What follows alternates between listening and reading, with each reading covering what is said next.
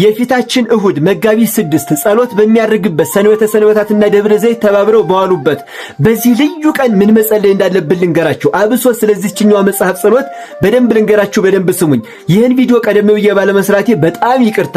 አሁንም በዚህ ባጭር ሰዓት ለብዙዎች እንዲዳረስ ተባብራችሁ ሼር፣ ኮፒ ሊንክ፣ ላይክ፣ ሪፖስት እያደረጋችሁ ለብዙዎች በዚህ ባጭር ሰዓት እንዲዳረስ አድርጉልኝ። ቤቱን ፎሎ አድርጉ እና ደግሞ በዚህ ልዩ ቀን የደብረ ዘይት እሁድ ፈዋሽ ጠበል ወዳለበት ወደ አጤ ዋሻ ማርያም የደርሶ መልስ ጉዞ ከኛ ጋር መጓዝ የምትፈልጉ ሰዎች በ0961 21 21 21 ላይ ደውሉልን። እስከ ነገ ቅዳሜ እስከ ምሽቱ 5 ሰዓት ድረስ መደወል ትችላላችሁ እና ብዙዎቻችሁ በዚህ ሰንበታትና ደብረ ዘይት ተባብረው በዋሉበት በዚህ ድንቅ ቀን ጸሎት በሚያደርግበት ቀን ምን እንጸልይ ስትሉ ነበረ።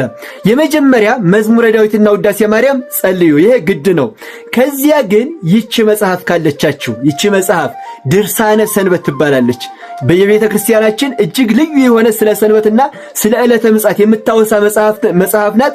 ይቺ መጽሐፍ ካገኛችኋት ማለት ነው በደንብ አድርጋችሁ ድርሳነ ሰንበትን በዚያ ቀን ጸልዩ። ብዙዎቻችሁ ይቺ መጽሐፍ ላታገኟት ትችላላችሁ። ማግኘት ከቻላችሁ ግን በደንብ አድርጋችሁ ጸልዩዋት። ከኛ ጋራ ወደ አጤ ዋሻ ማርያም የምትጓዙ እዚያው ጉዞ ላይ መኪና ላይ ማለት ነው ድርሳነ ሰንበት ስለሚነበብ እድለኞች ናችሁ፣ የጸሎቱ ተካፋዮች ናችሁ።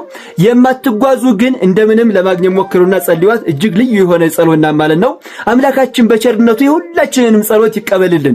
እስኪ ሁላችሁም ኮሜንት ላይ አምላኬ ሆይ ጸሎቴን ተቀበል እያላችሁ ጻፉ።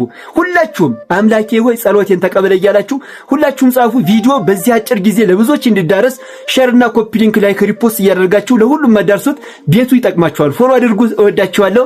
ክብር በሉልኝ።